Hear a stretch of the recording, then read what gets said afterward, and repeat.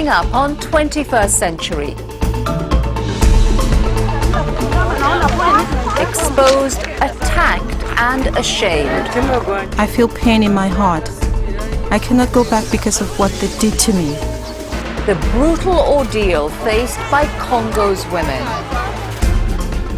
Hello and welcome to 21st Century. I'm Daljit Dhaliwal. It is an impossible choice: feed your family or run the risk of a brutal sexual attack.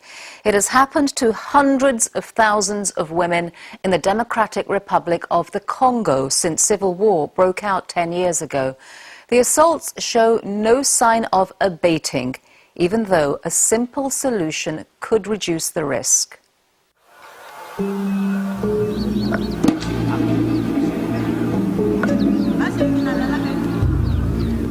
Above, a brooding volcano.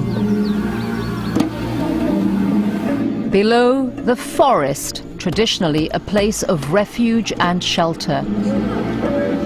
But in this forest, in the eastern part of the Democratic Republic of the Congo, day after day, women are forced to take a desperate gamble. All they need is firewood, a bundle of sticks, so that they can cook food for their families. But this search exposes them to unspeakable violence. We have to go to the forest for firewood so we can eat. We just don't have any choice. Mawazu and women like her have lost everything because of war. They walk miles to the forest for wood, often travelling in groups of 4 or 5. If they're unlucky, they'll encounter men with guns. Forced to flee, they'll scatter in different directions. The weakest and the slowest will be caught.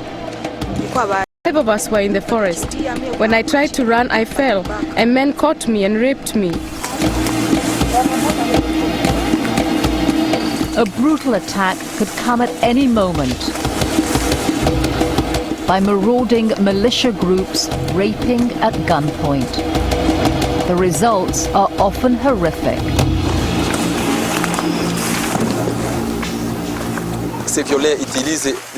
The attackers often use a blunt instrument. It could be a piece of wood or a knife. Dr. Bienvenu Kuyunga is the admitting physician at the Heal Africa Hospital, where victims of attack come for treatment. For example, there's the case I've just examined. She told me the attackers were looking for money. They thought she'd hidden some in her vagina. I don't know exactly how they did it, but they caused such severe injury to her, you couldn't make out the vagina from the anus.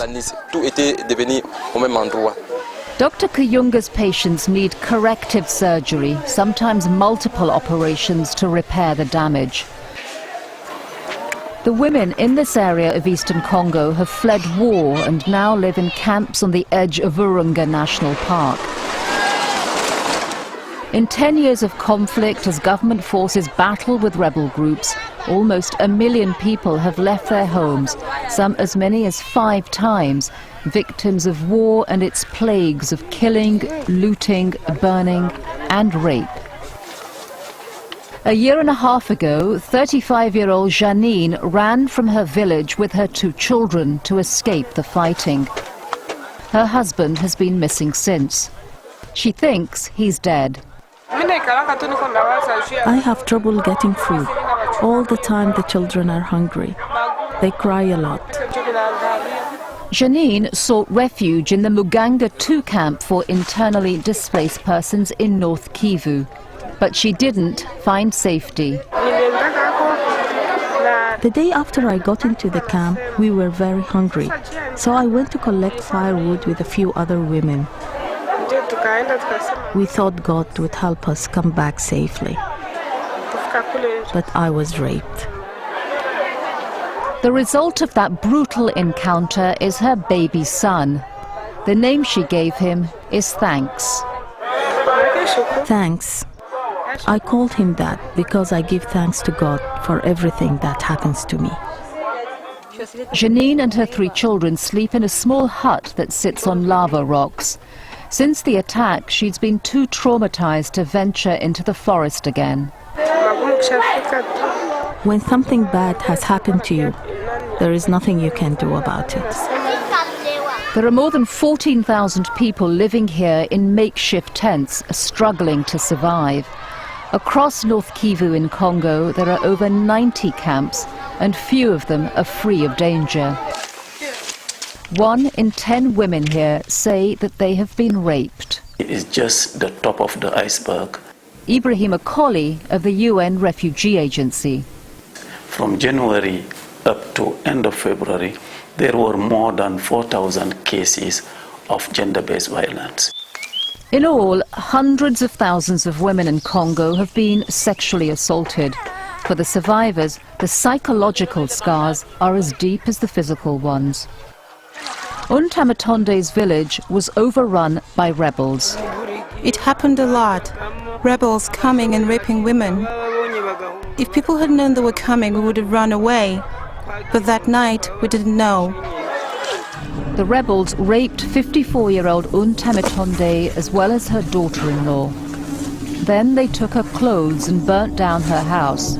She's left with an overwhelming feeling of shame. I feel pain in my heart.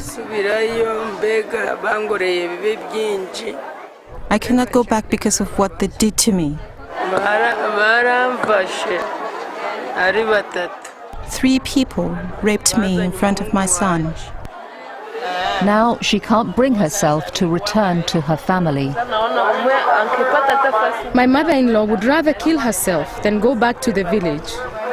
Untamatonde and her daughter-in-law have agreed to take counselling, but such is the stigma of rape that few women step forward to speak about it. First of all, individually, it's an humiliation. It's an humiliation to the person, and that person needs to inform his family about what's happened, which is another humiliation. For the women who need to collect firewood, a simple, practical solution is to provide them with wood in the camps, thus eliminating their need to go out into the forest. An aid agency, Mercy Corps, is doing exactly this by giving out 5 kilos of wood per person. But there's only enough for just 1/10 of this camp's population. So for the most part, women are left to fend for themselves. Every day, the search for firewood goes on, and it will continue so long as women have no choice but to run the risk of attack. The forest, which has long been a source of food and shelter, has also become a source of terror.